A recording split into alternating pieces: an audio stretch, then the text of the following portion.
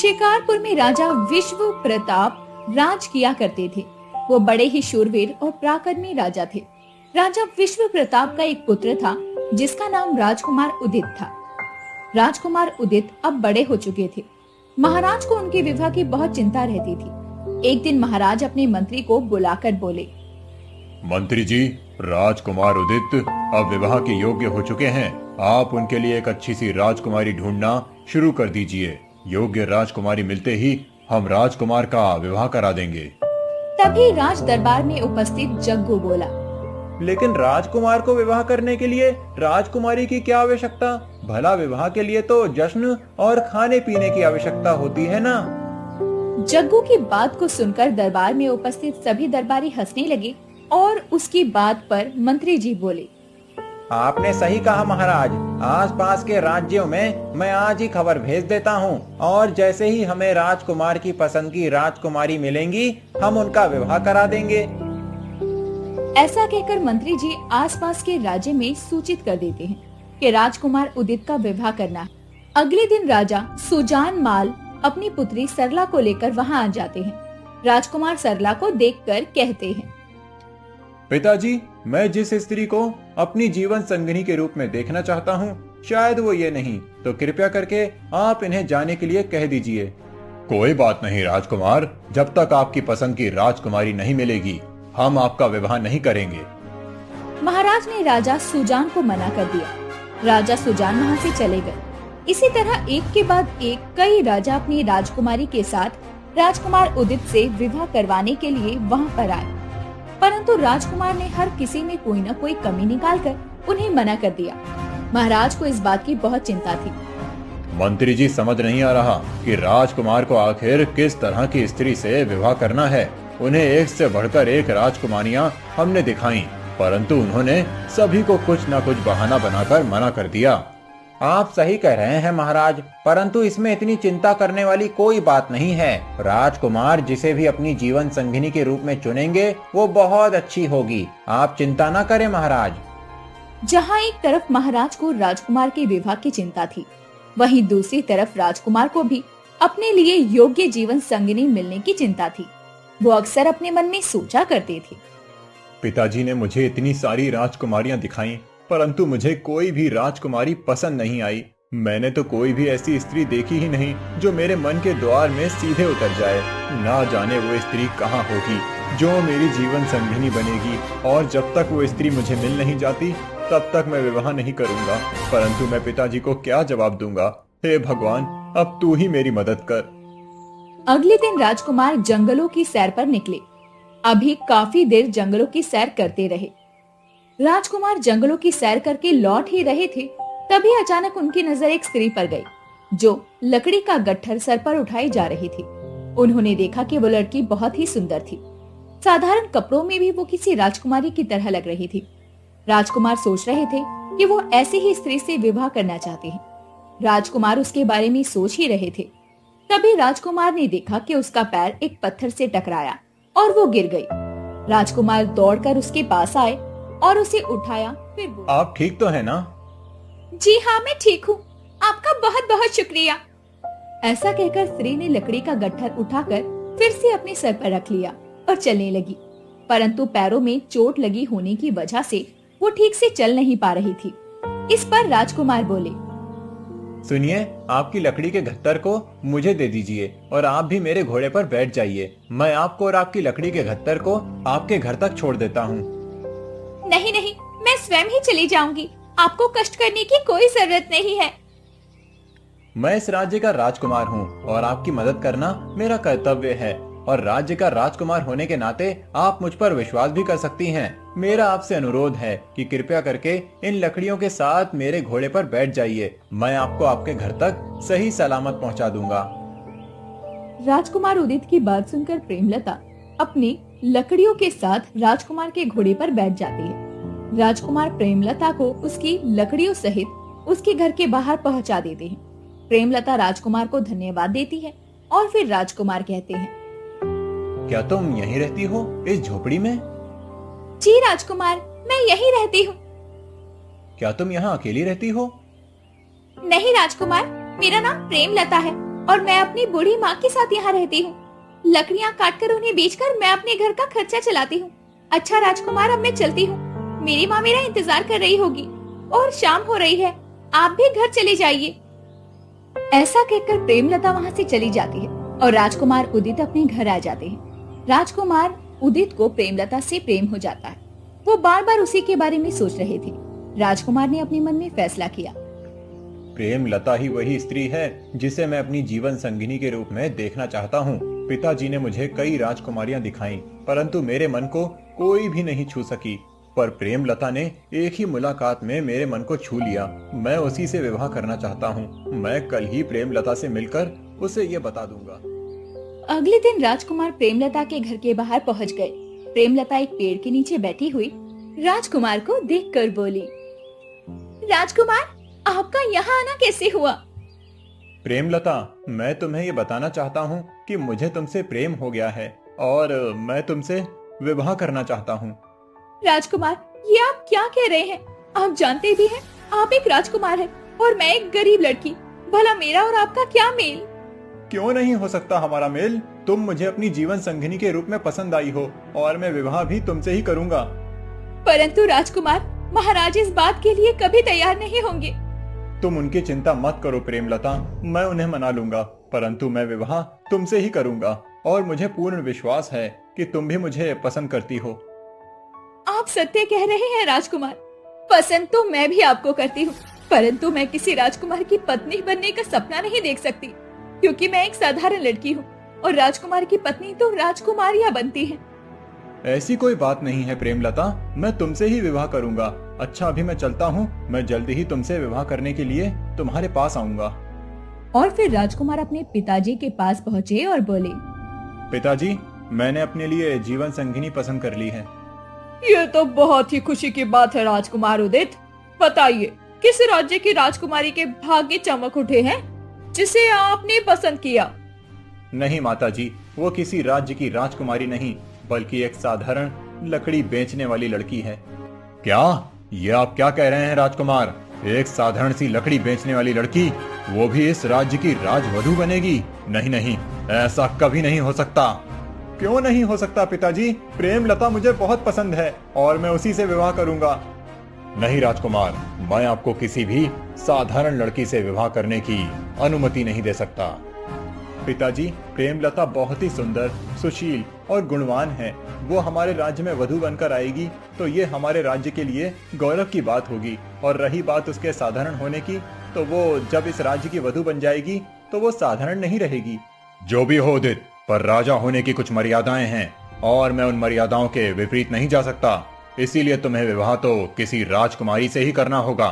तो ठीक है महाराज, मैं ये राज्य छोड़कर जा रहा हूँ, क्योंकि मैं विवाह तो प्रेमलता से ही करूंगा। महाराज, आपको आपके फैसले के बारे में एक बार फिर से सोचना चाहिए। नहीं महारानी, हमारा फैसला अटल है। और फिर राजकुमार उदित राजमहल छोड़कर प्रेमलता के घर की तरफ निकल पड़ते हैं। वो प्रेमलता के पास पहुंचकर सारी बात बताते हैं और विवाह का प्रस्ताव रखते हैं। प्रेमलता राजकुमार को अपनी झोपड़ी में ले जाती है, जहाँ प्रेमलता की बूढ़ी माँ खाना बना रही थी।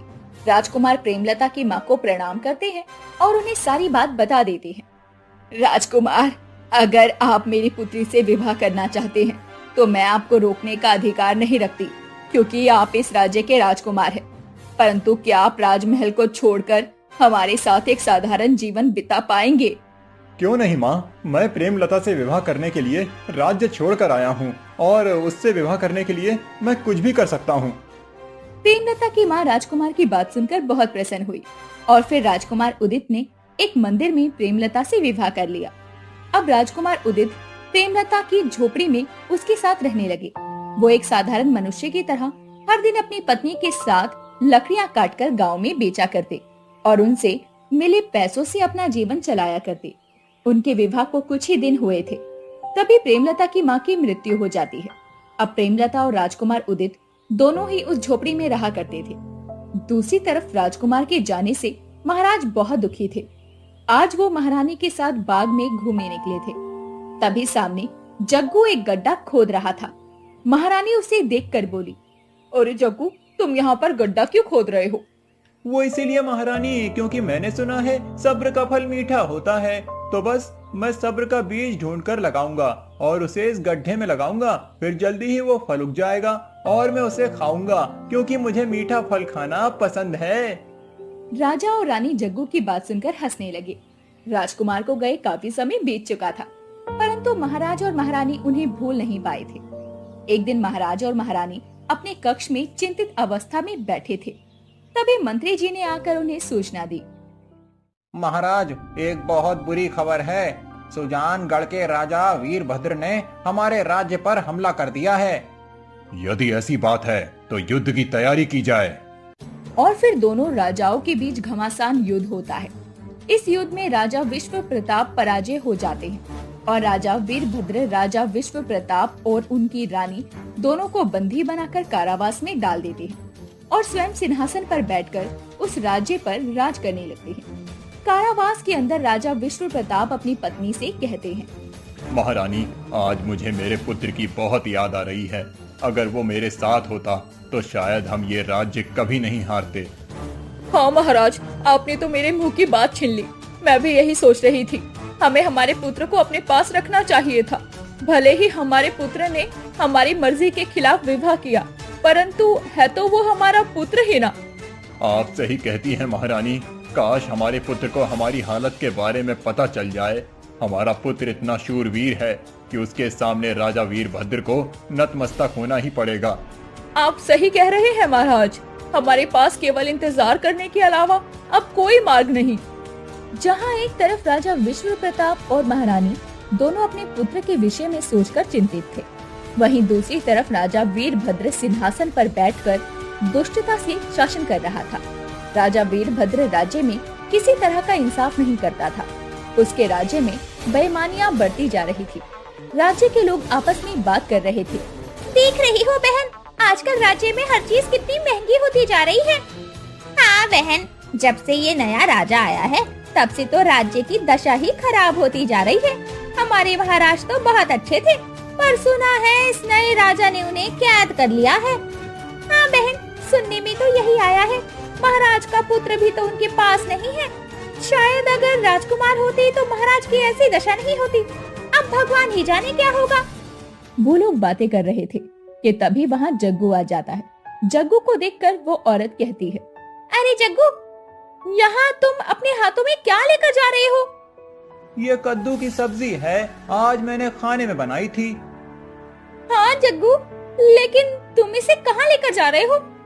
मुझे कद्दू की सब्जी बहुत पसंद है। मैं जमीन खोदकर इसे जमीन में गाड़ दूंगा, फिर कद्दू की सब्जी का पेड़ उगेगा और मैं रोज कद्दू की सब्जी खाऊंगा और इस तरह मेरी माँ को सब्जी बनाने की मेहनत भी नहीं करनी पड़ेगी। जग्गू की बातें सुनकर दोनों औरतें हंस पड़ती हैं। इधर राज दरबार में राजा वीरभद्र अपने दरबारी के साथ बैठा हुआ था। तभी वो अपने मंत्री से कहता है, मंत्री जी, हमें अपने राज्य का विस्तार बढ़ाना चाहिए। क्या आपने पता किया है कि हमारे पड़ोसी राज्य कौन कौन से हैं और हमें किन किन और राज्यों को अपने राज्य में मिला लेना चाहिए? हाँ महाराज, मैंने पता किया। हमारा पड़ोसी राज्य सोनपुर बड़ा ही धनी और संपन्न राज्य है और मुझे ये भी पता चला था कि वहाँ के राजा का कोई भी पुत्र नहीं है। क्यों ना हम सोनपुर को जीतकर अपने राज्य में मिला लें। ठीक है मंत्री जी, आप ऐसा कीजिए कि सोनपुर के राजा के पास संदेश भिजवाइए कि या तो वो हमारे सामने आत्मसमर्पण कर दे और अपने राज्य को हमारे राज्य से मिला दे, और या तो फिर युद्ध के लिए तैयार हो जाए। परंतु ये काम करेगा कौन? महाराज, इस काम के लिए तो इस राज्य के पूर्व मंत्री ही सबसे उचित व्यक्ति हैं। हमें ये काम उन्हीं से करवाना चाहिए। सही कहा मंत्री जी।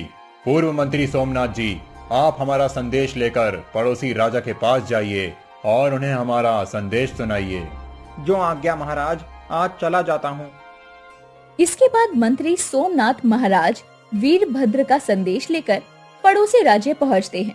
दरबान उन्हें राज दरबार में लेकर आता है, परंतु मंत्री जी ने जैसे ही वहां के राजा को देखा, उनके पैरों के नीचे से जमीन खिसक गई और वो बोल पड़े, राजकुमार उदित, आप यहाँ? ये किस तरह संभव है? ये तो राजा मान सिंह का राज्य है। जी मंत्री जी, ये महाराज मान सिंह का राज्य है। परंतु अब इस राज्य का राजा मैं हूँ। बताइए, हमारे राज्य में सब कुछ ठीक तो है ना? मेरे माता पिता तो ठीक है ना?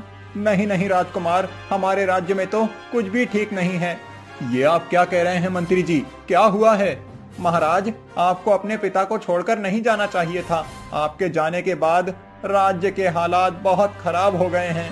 मंत्री जी, पहलियां मत बुझाइए, साफ साफ बताइए कि क्या हुआ है और मेरे माता पिता कहाँ हैं? राजकुमार उदित, आपके जाने के बाद महाराजा और महारानी दोनों आपकी याद में बहुत ही उदास रहने लगे।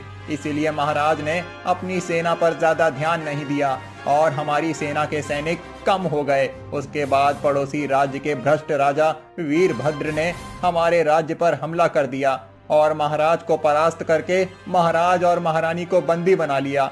और राजा वीरभद्र ने यह संदेश भेजा है कि आप या तो आत्मसमर्पण कर दें या तो फिर युद्ध के लिए तैयार हो जाएं, क्योंकि वो इस राज्य को भी जीतना चाहते हैं। उस दुष्ट राजा की इतनी हिम्मत कि उसने मेरे पिता को परास्त कर दिया और उन्हें कारावास में डाल दिया। मंत्री जी, उसे इसकी कीमत चुकानी होगी। वो मुझसे युद्ध करना चाहता है ना, तो जाइए और उसे खबर दीजिए कि मैं उससे युद्ध करने के लिए तैयार हूँ। मैं अपने माता पिता के अपमान का बदला उससे लेकर रहूंगा। जी राजकुमार, परंतु मुझे ये समझ नहीं आ रहा कि आप तो हमारे राज्य के राजकुमार हैं, इस राज्य के राजा कैसे बन गए? मंत्री जी, ये एक लंबी कहानी है। आप तो जानते ही हैं कि जब मैंने पिताश्री के सामने प्रेमलता से विवाह करने का प्रस्ताव रखा तो उन्होंने मना कर दिया और मैंने राज्य छोड़ दिया। फिर मैं प्रेमलता के पास गया, हमने मंदिर में शादी कर ली और मैं एक साधारण लकड़हार बनकर जीवन व्यतीत करने लगा। कुछ समय के बाद प्रेमलता की माता जी का देहांत हो गया।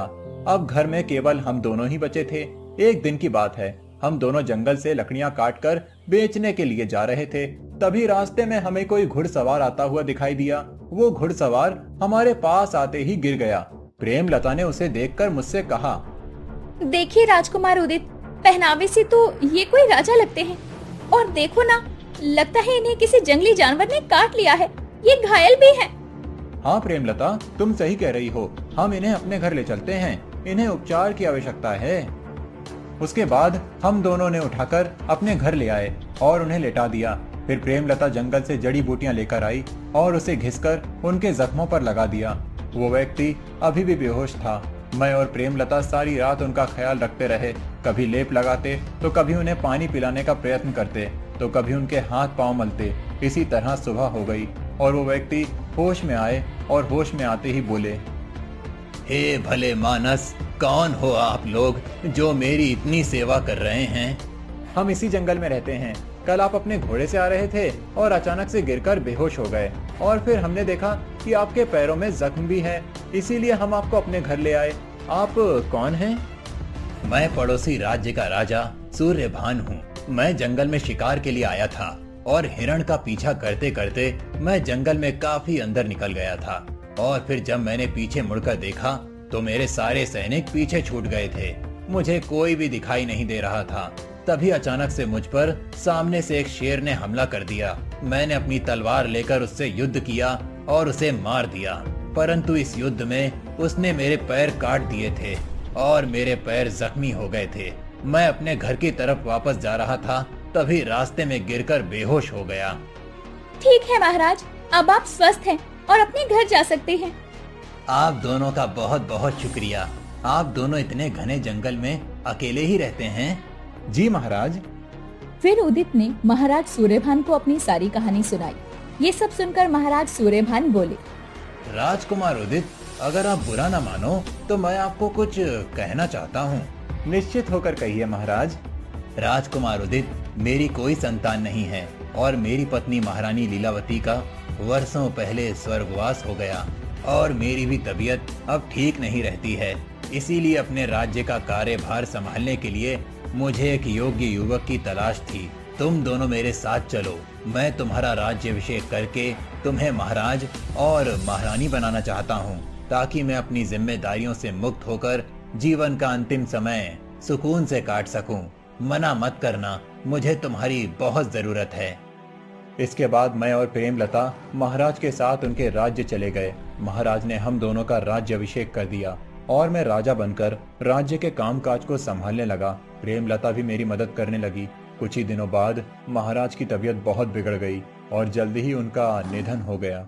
मैं समझ गया महाराज उदित, ये भाग्य का लिखा है। आपके भाग्य में राजा बनना था, इसीलिए आप राजा ही बने, और महारानी प्रेमलता के भाग्य में आपकी पत्नी बनना था, इसीलिए वो आपकी धर्म पत्नी बनी। भाग्य के लिखे को कोई नहीं टाल सकता। शायद अब तक महाराज को भी ये बात समझ में आ गई होगी, परंतु ये बात समझने में महाराज ने बहुत देर लगा दी। नहीं मंत्री जी, कोई देर नहीं हुई है। आप देखिए, मैं सब कुछ ठीक कर दूंगा। आप पिताजी को ये संदेश दीजिए कि अब वे किसी तरह की चिंता न करें। उनके पुत्र को सारी बात पता चल गई है। थोड़ा इंतजार करें, मैं उस दुष्ट राजा को हरा दूंगा और अपने पिता और अपनी माता और अपनी प्रजा को उसकी दुष्टता से आजाद करवाऊंगा। जी राजकुमार, भगवान आपको सफल करे। मैं जाता हूँ और ये संदेश राजा वीरभद्र को देता हूँ और आपके माता पिता तक भी ये संदेश पहुँचाता हूँ। मंत्री अपने राज्य वापस आ जाते हैं और महाराज वीरभद्र को सारी बात बताते हैं। महाराज वीरभद्र ये सुनकर कहते हैं, ठीक है, तो मंत्री जी युद्ध की तैयारी आरंभ कर दी जाए। इसके बाद मंत्री चुपचाप वहाँ से कैद खाने में जाते हैं और महाराज को सारी बात बताते हैं। ये सुनकर महाराज विश्व प्रताप कहते हैं, मंत्री जी, मुझे पूरा विश्वास था कि अगर मेरे पुत्र को ये सारी बातें पता चलेंगी तो वो अवश्य ही युद्ध करके इस दुष्ट राजा को हराकर मुझे आजाद कराएगा। देखा महारानी, अब हमारे पुत्र को सारी बात पता चल गई है। तुम देखना, अब हम इस कैद खाने में ज्यादा दिन नहीं रहेंगे। आप सही कह रहे हैं महाराज, हमारा पुत्र अब जल्दी ही आएगा और हमें छुड़ा कर ले जाएगा। और अब तो हमारी पुत्र वधू भी साथ है, हम भी उन दोनों का राज्य अभिषेक बड़ी धूमधाम से करेंगे। ठीक है मंत्री जी, अब आप जल्दी से यहाँ से जाइए, कहीं कोई देख ना ले। और हाँ, समय समय पर हमें सूचना देते रहिएगा। जी महाराज। और फिर मंत्री जी वहाँ से चले गए। दोनों राज्य के राजा अपने अपने राज्य में युद्ध की तैयारी में लग गए। कुछ समय बाद दोनों राजाओं के सैनिकों के बीच घमासान युद्ध हुआ और दोनों राजा भी आमने सामने थे। उन दोनों का भी घमासान युद्ध होने लगा। तभी राजा वीरभद्र के हाथों से तलवार छूटकर गिर गई। तब महाराज उदित ने उसके गले पर तलवार रखी और बोले, यदि मैं चाहूँ तो तुम्हारा अभी कत्ल कर सकता हूँ, परंतु मैं ऐसा करूँगा नहीं, क्योंकि तुमने मेरे माता पिता को कारागार में डाल रखा है। मैं उनके हाथों से तुम्हें भी कारागार में डलवाऊंगा। जब राजा वीरभद्र ने उनके मुंह से माता पिता सुना तो वो चौंक गए और उन्होंने पूछा, इस राज्य के राजा तुम्हारे माता पिता? कौन हो तुम? इस राज्य का राजकुमार और सोनपुर राज्य का महाराज उदित कुमार। इसके बाद महाराज उदित उसे पकड़कर अपने पिता के राज्य में ले आए। उन्हें राज्य सभा में लाकर उन्होंने अपने मंत्री को आदेश दिया, मंत्री जी जाइए और मेरे माता पिता को आदर सम्मान सहित कारागार से ले आइए। मंत्री जी जाते हैं और थोड़ी ही देर में उदित के माता पिता को वहां ले आते हैं। उदित के माता पिता उसे देखकर बहुत खुश हो जाते हैं। उदित दौड़कर उन्हें गले से लगा लेता है और महाराज कहते हैं, हमें पूरा विश्वास था पुत्र कि तुम इस युद्ध में जरूर सफल होगे और तुम ही हमें कारावास से बाहर निकालोगे। हाँ पिताजी, और अब इस दुष्ट राजा के कारावास में जाने का समय आ गया है। कृपया अपने सैनिकों को संदेश दें कि वो इन्हें कारावास में डालें। ठीक कहते हो उदित। उसके बाद राजा ने आदेश देकर दुष्ट राजा को कारावास में डलवा दिया। फिर वो लोग महारानी प्रेमलता से मिलकर बहुत प्रसन्न हुए और बाद में दोनों राज्य को आपस में मिला दिया गया। महाराज उदित अब संपूर्ण राज्य के राजा बना दिए गए और प्रेमलता महारानी। और इस तरह भाग्य का लिखा आखिर होकर रहा और सभी लोग खुशी खुशी जीवन व्यतीत करने लगे।